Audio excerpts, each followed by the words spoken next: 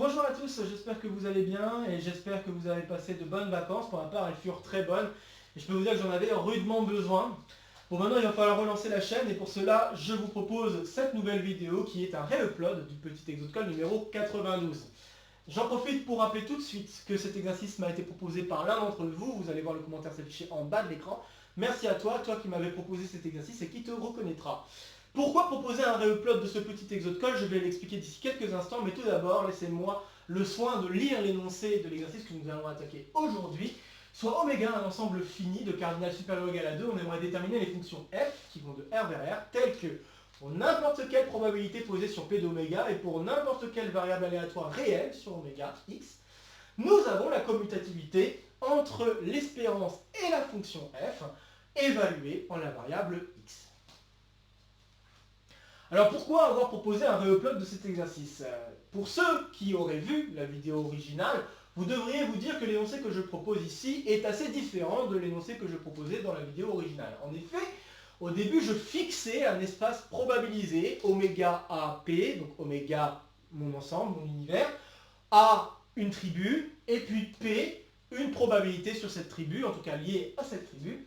Et puis, je demandais le même genre de questions, sauf que je voulais des fonctions qui vont de R vers R, de façon à ce que pour n'importe quelle variable aléatoire x, telle que x et f de x admettent des espérances, on ait cette égalité. Alors, il y a plusieurs choses qu'il faut dire ici. La première, c'est que là, la différence, c'est que la probabilité, je la change. D'accord? Je me permets de pouvoir changer la probabilité. Et en effet, ça, c'était un point important par rapport à la résolution que je proposais. En effet, la résolution ne faisait pas sens par rapport au fait que je jouais avec les valeurs de probabilité qu'on pourrait obtenir sur l'ensemble oméga ou sur la tribu sur laquelle je travaillais. Donc ça, c'était un problème important et par conséquent, ça faussait un petit peu la résolution que je proposais. Si je voulais que la résolution tienne, encore une fois, il aurait fallu que j'ajoute une hypothèse sur mon espace probabilisé. Il aurait fallu que je dise que pour n'importe quelle valeur compris entre 0 et 1, il existe un élément de ma tribu tel que la probabilité que j'obtienne un élément de cette tribu soit égale à la valeur de probabilité que j'ai choisie entre 0 et 1.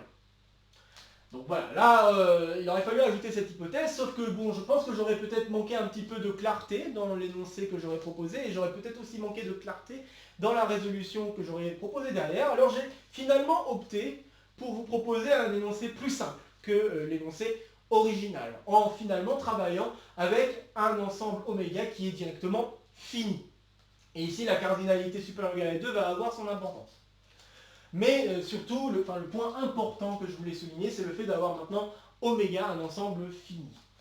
Alors du coup, il y a une hypothèse que j'ai enlevée, qui est de savoir est-ce que l'espérance de x ou l'espérance de f de x existe.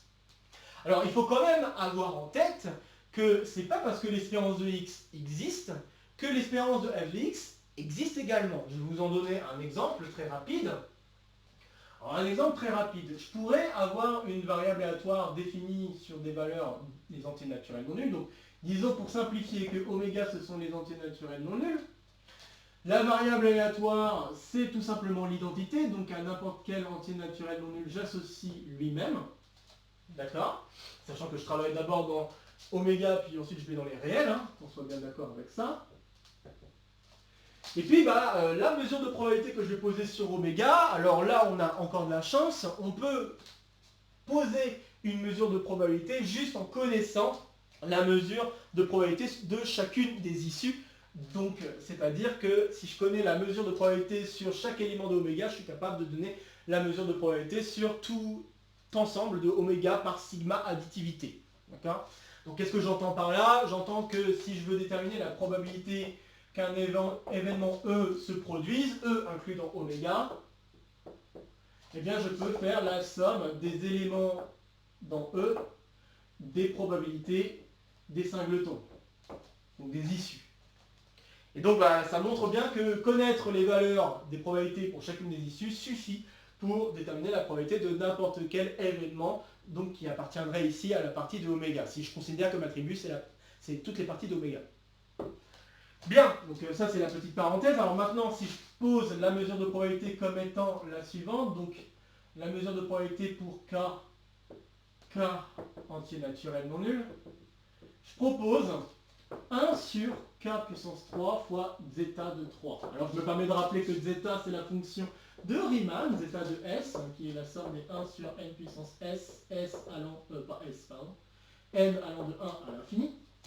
D'accord, donc c'est la fonction zeta de Riemann, ok, une fameuse fonction que vous connaissez peut-être déjà. Et l'idée de diviser par zeta de 3 permet de normaliser la probabilité, parce que bon, une propriété importante des mesures de probabilité, c'est que la somme des probabilités de chacune des issues qui sont en jeu, ça doit donner 1.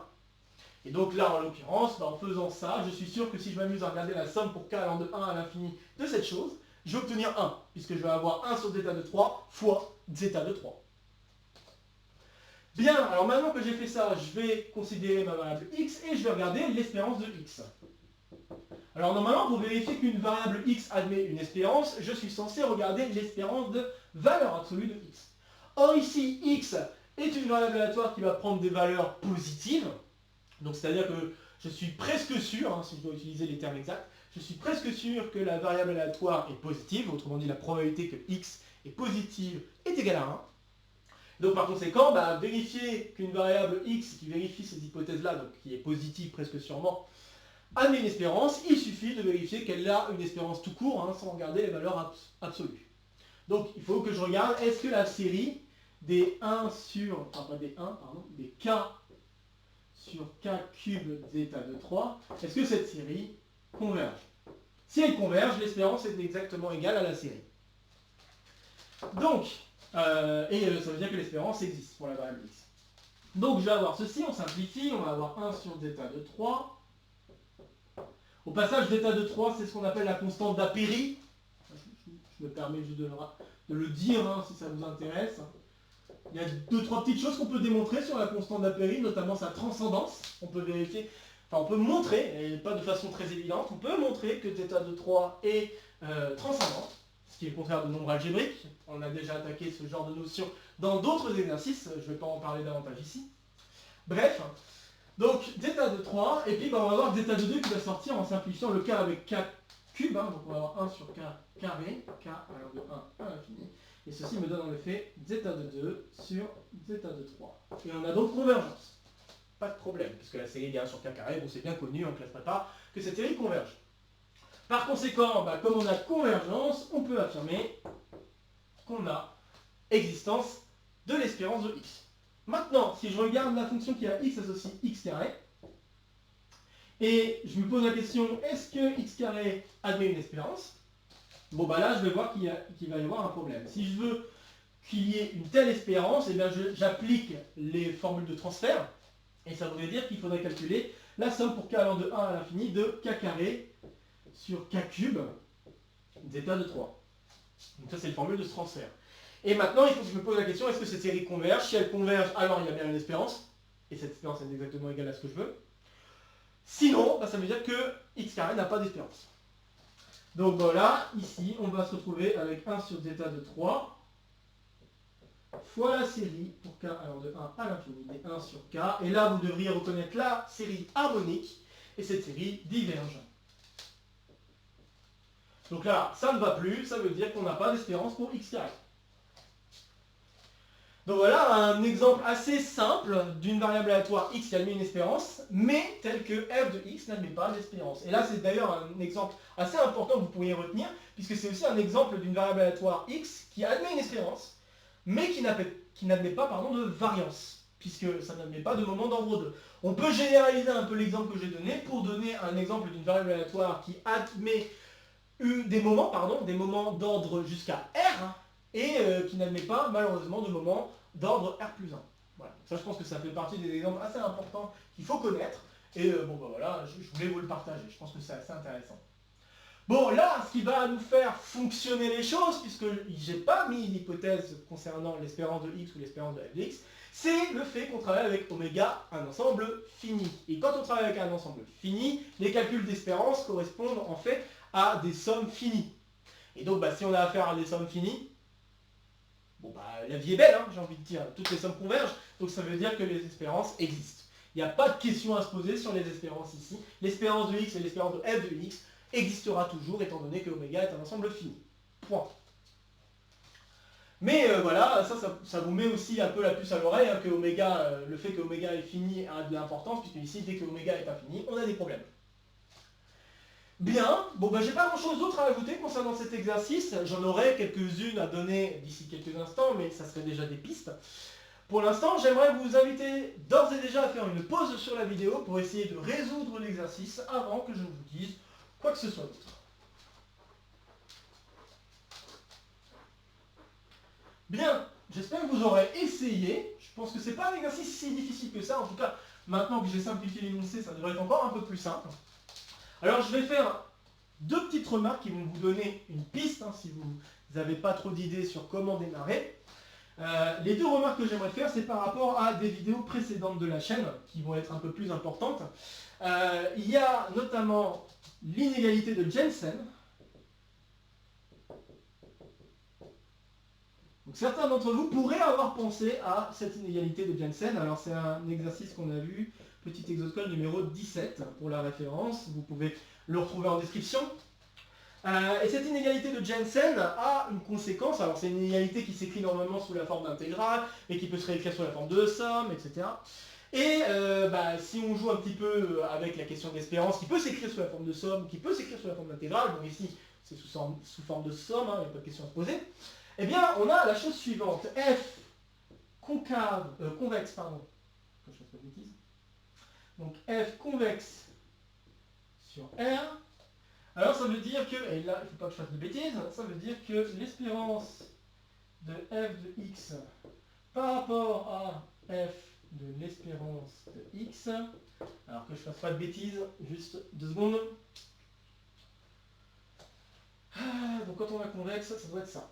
Voilà, on va avoir cette inégalité-là. Alors comment j'ai fait pour m'assurer que je ne me suis pas planté sur l'inégalité? Je me suis fait un rapide dessin, hein, une fonction convexe, ça ressemble toujours à un truc comme ça. Voilà. Et donc si je prends deux points x et y, comme ceci, et que je regarde la corde, eh bien je sais que pour n'importe quel u ici, compris entre x et y, je vais avoir que f de u doit être plus petit que donc le u s'écrivant, précisons, le u s'écrivant lambda x plus 1 moins lambda y, et bien je dois avoir lambda f de x plus 1 moins lambda f de y. Et donc là on voit ici une question de f de l'espérance, tandis que ici on voit l'espérance de f. Voilà, donc c'est en cela que je suis capable de retrouver l'inégalité correctement. Bref, donc Jensen nous dit la chose suivante. Ce qui signifierait que si on va avoir égalité, il faudrait qu'il y ait convexité, puisque c'est un cas particulier de la convexité. Mais on demande quand même finalement plus fort, on demande plus que supérieur ou égal. On demande finalement à ce qu'il y ait aussi inférieur ou égal. Et juste en jouant avec des signes, hein, si vous voulez, juste en multipliant par moins 1, on pourrait constater que si j'ai f qui est concave sur R, alors je dois avoir espérance de f de x, il doit être inférieur ou égal à f de l'espérance de x. Ce qui nous mettrait un petit peu la puce à l'oreille de dire que en fait, notre fonction f serait à la fois convexe et concave. Et ça, c'est une autre vidéo que je vous invite à aller voir, l'interro surprise numéro 3, où on avait vu que si on a une fonction qui est à la fois convexe et concave sur R, alors elle est finalement, elle est finalement affine.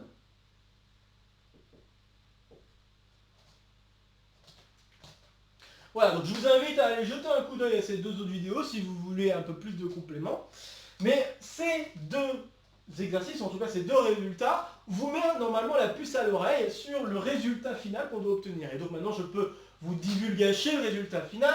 On devrait trouver que les fonctions qui vérifient cette propriété, ce sont des fonctions affines. En tout cas, avec ce genre d'idée, Jensen d'un côté, qui nous dit qu'il doit y avoir une question de convexité et de concavité éventuellement simultanément, et le fait d'avoir simultanément convexe et concave implique qu'on ait une fonction affine. Donc grâce à ces petits points, on va dire, de connaissances en background, eh bien ça nous permet déjà d'avoir une idée de quel type de fonction on devrait trouver à la fin.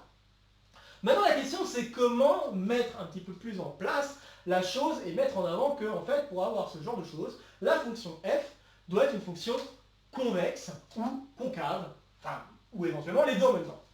Alors pour cela, il faut noter qu'on a le droit de jouer à la fois sur la probabilité qu'on veut poser sur P de oméga et sur la variable aléatoire x qu'on aimerait poser. Il faut constater ces choses-là. Et en constatant ces choses-là, si on joue avec ces deux choses, notamment la probabilité P pour faire en sorte que le lambda ou le 1 moins lambda correspondent un petit peu à ce qu'on souhaite, et par rapport notamment à ce que j'ai écrit là, et en jouant avec notre variable aléatoire x, qui finalement ne va pas être une variable aléatoire très difficile à mettre en place, eh bien on devrait pouvoir mettre en avant qu'on ait convexité ou concavité, ou même les deux. Alors c'est ce qu'on va faire maintenant, et je vais lancer donc la résolution. N'hésitez pas à faire une pause sur la vidéo dès maintenant, si vous voulez faire la résolution par vous-même, avant que je ne le fasse moi-même. Ok, alors on est parti. J'espère vous avoir donné suffisamment d'intuition pour pressentir assez bien la résolution qui va se dessiner maintenant. Donc ce qu'on va faire, c'est qu'on va prendre oméga, petit oméga dans grand oméga, donc soit... On va considérer ça, très bien. Et puis on va poser une probabilité, alors soit... On va appeler P oméga, la probabilité, mesure de probabilité, je devrais dire, sur les parties d'oméga, telles que... je veux que... Alors je vais peut-être oublier de poser un lambda. Donc, et lambda. Donc lambda, un nombre compris entre 0 et 1. Voilà. Donc je vais poser la chose suivante. P oméga de oméga, je veux que ça vale lambda. Puis pour le reste, P oméga de n'importe quel autre élément, donc on va appeler Z. Donc pour tout Z différent de oméga appartenant quand même à grand oméga, bien sûr. Je vais poser 1 moins lambda divisé par le cardinal de oméga moins 1. Alors c'est là où vous voyez l'importance d'avoir une cardinalité supérieure ou égale à 2, puisque là ce que je viens de faire, c'est que j'ai pris un élément d'oméga et puis j'ai posé une mesure de probabilité de façon à faire intervenir le lambda et le 1 moins lambda. Et vous allez voir que petit à petit va se dessiner l'égalité de convexité et de concavité. Donc finalement une égalité de convexe et concave, ce qui permettra de conclure que la fonction f va devoir être convexe et concave à la fois. Donc voilà, et là ça vous met en avant aussi le fait qu'il fallait vraiment jouer avec la probabilité sur laquelle on travaille. Ça aussi, ça a son importance. Bien, maintenant il faut poser une variable aléatoire x, et pour poser cette variable aléatoire x, je ne vais pas faire n'importe comment puisque j'ai le droit de prendre n'importe quel réel. Donc je vais prendre, comme vous pouvez le voir ici dans ce dessin, je vais m'amuser à dire qu'on a x et y, deux éléments dans les réels, et puis je vais faire en sorte que la variable x prenne les valeurs petit x ou petit y, suivant si finalement le x, enfin le oméga qui est en jeu est bien égal au petit oméga, enfin l'élément qui est dans grand oméga est bien égal au petit oméga, ou pas. Donc c'est ça que je vais faire. Posons également x que je vais mettre aussi indice petit oméga. Alors je vais peut-être oublier de... Je l'ai dit, mais je le pose. Donc soit x et y de réels. Bon ici je vais peut-être supposer les réels distincts pour pas avoir trop de problèmes. Même si en vrai je pense que je suis pas forcément obligé de supposer que c'est distinct. Bien. Et puis ce que je vais faire, c'est la chose suivante. Je vais poser donc la variable x. Alors je ne vais peut-être pas l'indicer, même si je devrais l'indicer avec oméga, x et y, mais je ne vais pas faire ça. Donc je vais poser la variable x telle que je vais associer à n'importe quel élément, z dans oméga, un réel, et ça va être deux réels au choix. Soit ça va être x si z est égal à petit oméga, et y sinon. Voilà la variable aléatoire x que je vais proposer. Et maintenant que j'ai fait ça, je vais réécrire l'égalité que je souhaitais ici en fonction des paramètres que j'ai mis en jeu. Alors, si je calcule l'espérance de f de x, je vais me retrouver avec quoi? Avec x. Donc je vérifie que je n'ai pas fait de bêtises. Donc normalement je vais me retrouver avec x fois lambda, donc c'est x fois la probabilité que grand X égale x, plus y fois la probabilité que grand X égale y. Mais grand X égale y, bah, ça va être en fait la somme des issues qui vérifient cette propriété-là. Donc ça va être égal à normalement la somme pour z dans oméga, z différent, je dis, de petit oméga, de normalement 1 moins lambda sur le cardinal de grand oméga moins 1. Mais cette somme-là, bah, c'est en fait finalement égal à 1 moins lambda. Donc je vais avoir lambda x, si je réécris un peu autrement. Lambda, est-ce que j'ai fait une bêtise? Oui, c'est f de x, pardon. C'est mieux. Formule de transfert, j'ai oublié les formules de transfert. Donc c'est f de x et f de y. Donc très bien, parce qu'en fait j'étais en train de calculer l'espérance de x, mais c'est pas grave. Donc là j'ai lambda f de x plus 1 moins lambda f de y. Très bien. Et maintenant si je regarde f de l'espérance de x, ben ça fait f de, et par les mêmes, en fait, ce que j'ai écrit au-dessus avant que je mette des f, c'était exactement l'espérance de x. Donc en fait je vais avoir en effet lambda x plus 1 moins lambda y. Et donc moi ce que je veux c'est que ces deux choses-là soient égales.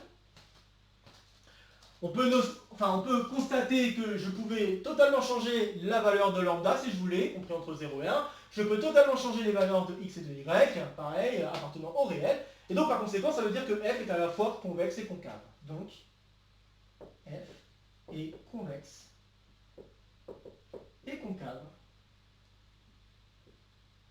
sur R. Et donc bon là, je vais vous inviter à aller jeter un coup d'œil à l'interro surprise numéro 3 pour pouvoir voir une preuve qu'en effet, avoir ça, ça implique que f est affine. Et voilà. Alors bon, vous pourriez me dire, je n'ai pas totalement terminé, car en effet, je viens simplement de faire une analyse. D'accord? J'ai supposé qu'on avait cette égalité, puis j'ai essayé de voir quel type de fonction on devrait obtenir en jouant avec les paramètres qui sont en jeu. Et à la fin, je me rends compte que les fonctions que je vais obtenir, ce sont des fonctions affines.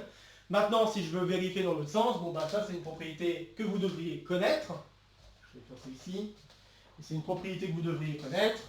Si je fais espérance de ax plus b, bah vous devez savoir que ça fait bien a fois espérance de x plus b. D'accord? Peu importe le a et le b dans les réels. D'accord, ça c'est une propriété de linéarité de la somme ou linéarité de l'intégrale si on travaille avec des variables aléatoires discrètes. Vraiment ça c'est une propriété très générale sur les variables aléatoires. Donc c'est assez simple, hein, la synthèse est assez évidente. C'est facile de vérifier que si f est une fonction affine, alors on a bien l'égalité souhaitée. Et ceci donc conclut l'exercice. Hein. Donc on a été en effet capable de montrer que les fonctions qui vérifient les propriétés souhaitées, eh bien ce sont les fonctions affines. Mais je le rappelle, hein, c'est ce pourquoi j'ai fait ce réupload, ici il a vraiment fallu jouer avec les probabilités. J'aurais pu changer l'énoncé, je le répète, en travaillant avec un espace probabilisé pour lequel je sais que pour n'importe quelle valeur comprise entre 0 et 1, il existe un événement tel que la probabilité de cet événement est exactement égale à la valeur comprise entre 0 et 1. Si j'avais cette hypothèse-là, alors j'aurais pu faire quelque chose de similaire ici pour mettre en avant que les deux espérances devant être égales, on devait avoir des fonctions qui sont à la fois convexes et concaves. J'aurais pu faire ça. Un exemple de variable aléatoire qui satisferait ce genre de propriété, c'est un exemple de variable qui suit une loi géométrique de paramètre 1,5 par exemple. J'aurais pu mettre n'importe quelle valeur, mais disons 1,5 pour faire les choses simples. En effet, on pourrait vérifier que si je devais avoir une variable, si je devais avoir toutes les fonctions qui commutent avec n'importe quelle variable aléatoire posée sur cet espace probabilisé, donc l'espace probabilisé étant les entiers naturels non nuls, etc. L'attribut, ça serait les parties des entiers naturels non nuls. Donc si j'avais ces propriétés-là, alors j'aurais pu démontrer qu'en effet, à la fin, les fonctions qui vérifient ça, ça seraient des fonctions affines. Mais voilà, je trouvais cet énoncé beaucoup plus clair et simple pour n'importe quel étudiant pour pouvoir attaquer cet exercice, et c'est pour ça que je propose cette version-là plutôt qu'une version un peu trop généralisée, même si en effet on aurait pu attaquer d'autres versions de cet exercice. Bien, je vais m'arrêter ici. Donc comme d'habitude, n'hésitez pas à partager la vidéo si vous connaissez des camarades qui seraient intéressés par le contenu de la chaîne ou par cette vidéo de manière plus particulière. N'hésitez pas à laisser en commentaire vos questions, vos remarques, vos retours concernant cet exercice. Comme d'habitude, ici, ce sera pour me soutenir. Ici, ce sera pour vous abonner. De nouvelles vidéos vont se proposer à vous. Et je vous souhaite un très bon week-end et je vous retrouve très vite pour de prochaines aventures mathématiques. Portez-vous bien et à très bientôt. Salut à tous!